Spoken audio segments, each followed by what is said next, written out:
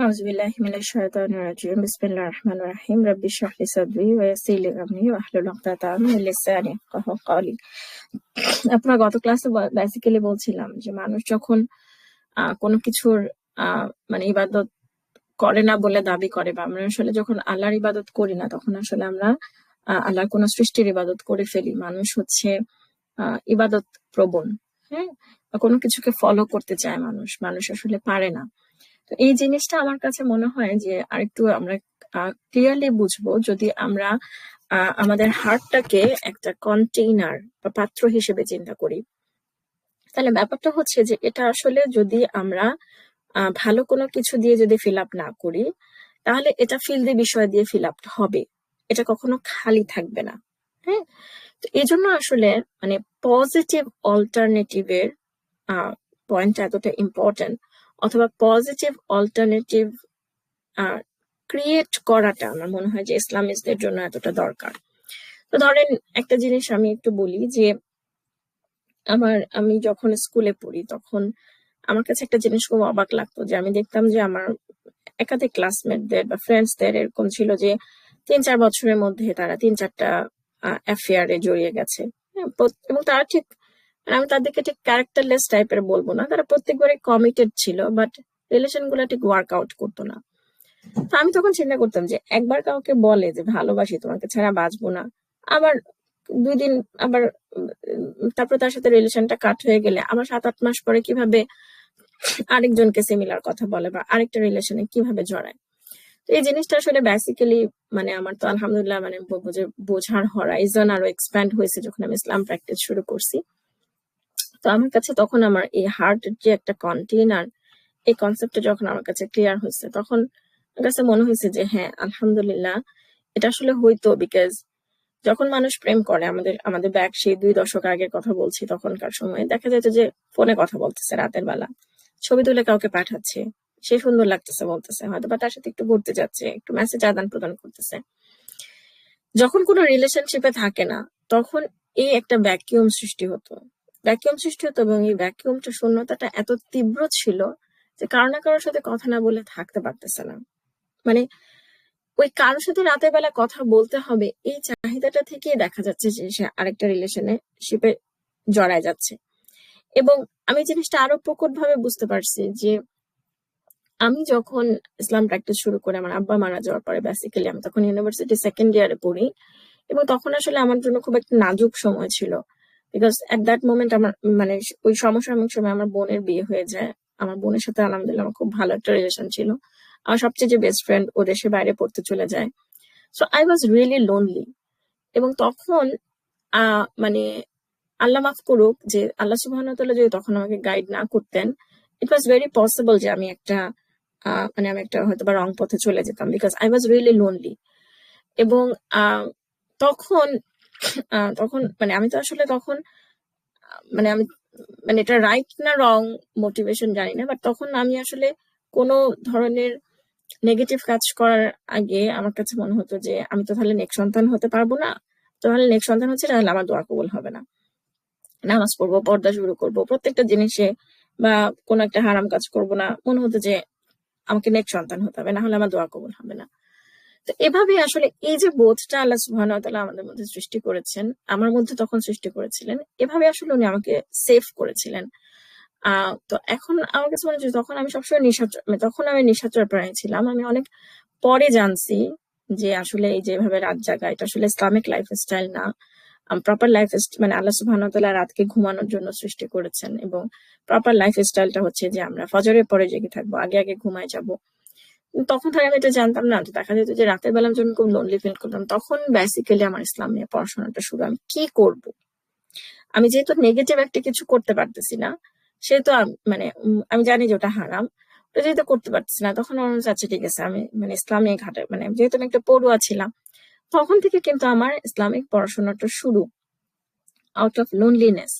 তো এই জন্য আমি বললাম যে হার্টটা কিন্তু খালি থাকে না। আবার যখন আমি ইসলাম আহ, আমার ইউনিভার্সিটিতে আমি ইসলাম প্র্যাকটিস শুরু করার পরে অবভিয়াসলি এগেইন ইন পার্সন আমি আরো লোনলি হয়ে গেলাম। তখন আপনার মানে আইবি এর মতন একটা জায়গায়, তখন তো এটা আসলে মানে খুব ডিফিকাল্ট ছিল ওখানে ইসলাম প্র্যাকটিস করা। আলহামদুলিল্লাহ আমি কিন্তু একা থাকি নাই, মানুষ একা বাঁচতে পারে না।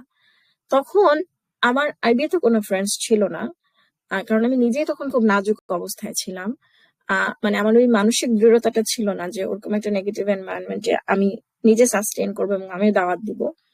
আমার আই সুইচ টু সাম মানে এক্সটার্নাল ফ্রেন্ডস, আলহামদুলিল্লাহ ঢাকা ইউনিভার্সিটি বা এরকম জায়গার, কিন্তু মানে অন্যান্য ডিপার্টমেন্টে, মানে তারা কেউ আমার আইবিএ ছিল না, কিন্তু তাদের সাথে আমার আলহামদুলিল্লাহ খুব ভালো একটা রিলেশন ডেভেলপ করছিলাম, যে তাদের কাছ থেকে আমি মোটিভেশন পাচ্ছি, একসাথে আমরা হিপস করতেছি, একসাথে আমরা ক্লাস করতাম, আমি দেশের যে জায়গায় ক্লাস করতাম হালাকাতে যাচ্ছি।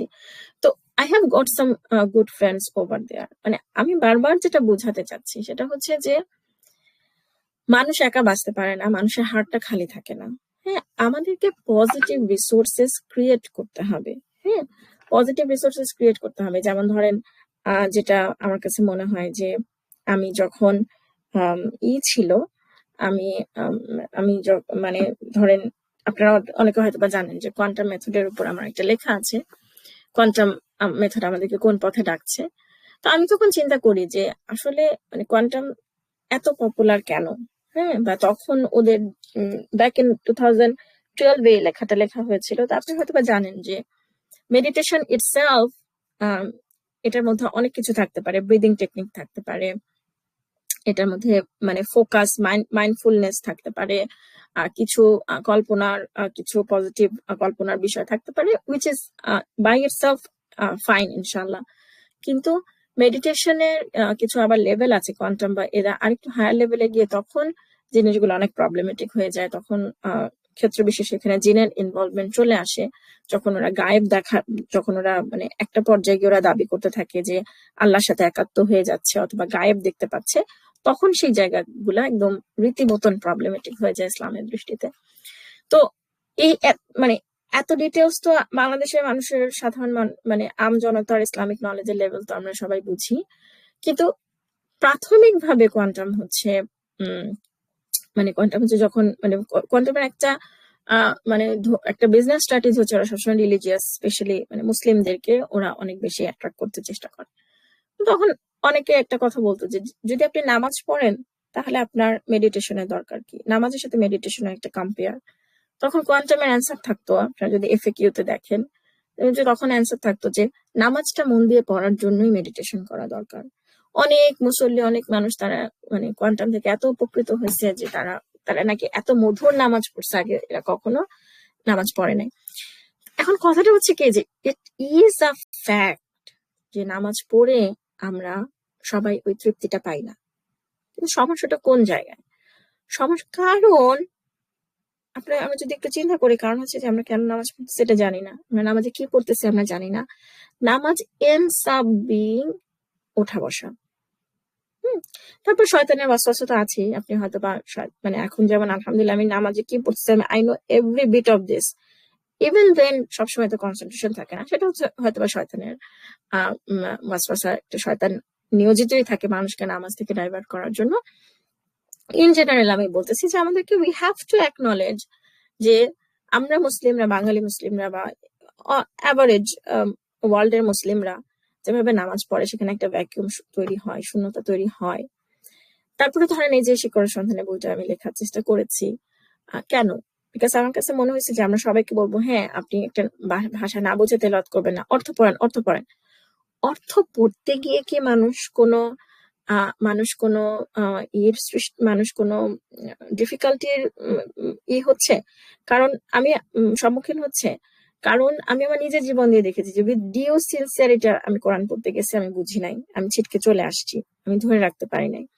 আমাদেরকে দেখতে হবে যে এখানে কি কোনো একটা শূন্যতা আছে, এখানে কি কোনো একটা ভ্যাকিউম আছে, যেটার কারণে মানুষের হার্টটা মানে আমরা কি হইচই করবো খালি যে হ্যাঁ সব গেল গেল গেল গেল, সবাই গান শুনতেছে, সবাই এটা শুনতেছে। অফকোর্স আমি বলতেছি না যে এখন আমরা মিউজিক ওয়ালা অন্য জিনিস প্রডিউস করব অল্টারনেটিভ হিসেবে। অবশ্যই অল্টারনেটিভের মধ্যে আমরা সবসময় সীমার মধ্যে থাকবো, শরীয়তের বেঁধে দেওয়া সীমা। কিন্তু আমার কাছে মনে হয়েছে যে মানে সব ফর্মে যেন রিসোর্সেস গুলো অ্যাভেলেবল থাকে। আবার ধরেন কোরআন জার্নালিং, আপনি বললেন হ্যাঁ 1 সপ্তাহের মধ্যে আমরা 6 মাসের মধ্যে আমরা কোরআন জার্নালিং করে শেষ করব। এবার আপনি দেখলেন যে 1-2 জন মানুষের আপনি সাড়া পাচ্ছেন না। হ্যাঁ, মানুষের কোরআন পড়ার প্রতি আগ্রহ নাই, হেন তেন। কিন্তু আসলে কি 6 মাসের মধ্যে কোরআন জার্নালিং করে শেষ করা সম্ভব? সেজন্য হচ্ছে যে ধরেন আমি গত ক্লাসে লাইভে যে আসছি, আমি যে রিসোর্সের কথা বলছি, যেটা আমাদের পেজে আপনাদেরকে ইনবক্স করে পেতে হবে, যেখানে আমি একটা গাইডলাইন দেওয়ার চেষ্টা করতেছি যে আপনি যদি নিয়ে জার্নালিং শুরু করতে চান, আপনি কোথা থেকে শুরু করবেন, কিভাবে শুরু করবেন। আপনি ঘটনা ভিত্তিক আগান, ছোট ছোট ছোট ছোট ভাগে এক একদিন আপনি 5-6টা করে জাস্ট পড়বেন, এইভাবে আপনি টার্গেট করেন। তো এরকম আর কি ব্যাপারটা, যে আমাদেরকে, আমার কাছে মনে হয় যে ফাঁকা থাকবে না, আমরা ময়দানটা ফাঁকা থাকবে না। যদি পজিটিভ মানুষজন ওই জায়গাটা ফিল আপ না করে, তাহলে নেগেটিভ মানুষজন ওই জায়গাটা ফিল আপ করবে। আমাদের হার্টটা ফাঁকা থাকবে না যদি পজিটিভ জিনিস দিয়ে ফাঁকা না থাকে। যদি পজিটিভ জিনিস দিয়ে আমরা এটা ফিল আপ না করি, তাহলে সেটা নেগেটিভ জিনিস দিয়ে ফিল আপ হবে। হ্যাঁ, এইভাবে আমাদেরকে রিসোর্স ক্রিয়েট করতে হবে। আমাদেরকে অবশ্যই কিছু মানুষ মানে আমাদেরকে দেখতে হবে যে যখন আমরা কারো নেগেটিভ একটা কোনো কিছু দেখি, নেগেটিভ মুভমেন্ট বলে, নেগেটিভ কোনো কিছু, তখন আমার দেখতে হবে যে কেন সে মাঠে এত জায়গা করে নিচ্ছে। তাহলে সে কি কোনো ভ্যাকিউম ফিল আপ করছে? সেই ভ্যাকিউমটার জায়গায় কি আমার কোনো শরীয়তের সীমার মধ্যে আমার কি কোনো অল্টারনেটিভ আছে? এই জিনিসটা আমার মনে হয় যে আমাদের ইসলামিস্টদের বারবার দেখা প্রয়োজন, এবং এটা হচ্ছে কালেকটিভলি আর ইন্ডিভিজুয়ালি আমাদের প্রত্যেকের এটা বোঝা দরকার যে আমার হার্টটাকে আমি কি দিয়ে ফিল আপ করতেছি। হ্যাঁ, আমি যখন গিবত করতেছি, তখন আসলে আমি আল্লাহর সাথে কথা বলি না দেখি আমি মানুষের কাছে সমস্ত অভিযোগ জানাই। হ্যাঁ, তো আমার কাছে আল্লাহ নোজ দ্য বেস্ট, আমার কাছে এটা একটা পাওয়ারফুল কনসেপ্ট মনে হয়, যে যখন আমরা কোনো কিছুর ইবাদত করি না, যখন আমরা আল্লাহর ইবাদত করি না, তখন আমরা আসলে শ্রেষ্ঠের ইবাদত করি। সেরকম আমরা যখন কোনো কিছু ভালো ফ্রেন্ড রাখি না, তখন আমরা খারাপ ফ্রেন্ড রাখি। যখন আমরা ভালো কিছু দিয়ে আমার হার্টটা ফিল আপ করি না, তখন আমরা নেগেটিভ কোনো কিছু দিয়ে হার্টটা ফিল আপ করি। এটাই আপুরা, আজকে এই পর্যন্তই। আগামী ক্লাসে আমরা আরেকটু কন্টিনিউ করব এই টপিকটা নিয়ে, যে বাছুর পূজার এই ব্যাপারটা নিয়ে। জাযাকুমুল্লাহ খাইরান শোনার জন্য। আসসালামু আলাইকুম ওয়া রাহমাতুল্লাহি ওয়া বারাকাতুহু।